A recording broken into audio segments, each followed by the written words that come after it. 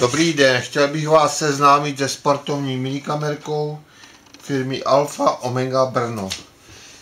Sportovní kamerka obsahuje jednu mikrokameru, nabíjecí kabel a dva návody. Návod v češtině a v čínštině.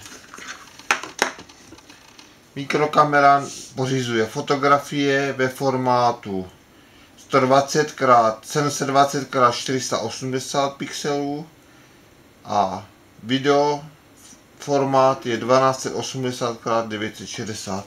Je napájena vestavěnou baterii 3,7 V.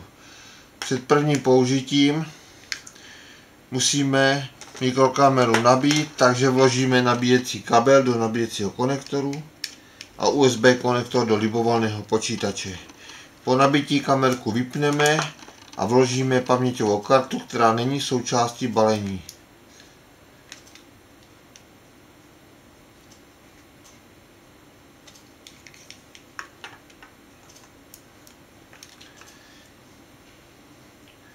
Pro pořízení fota krátce zmáčkneme knoflík videokamera a následně problikne žluté světélko.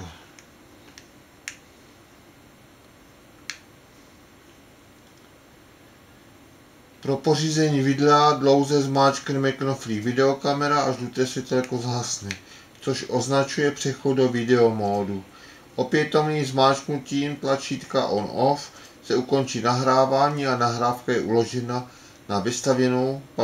na vloženou paměťovou kartu. Tento soubor je možno získat bez vyjmutí paměťové karty propojením kabelem a přenosem přes uvedený kabel.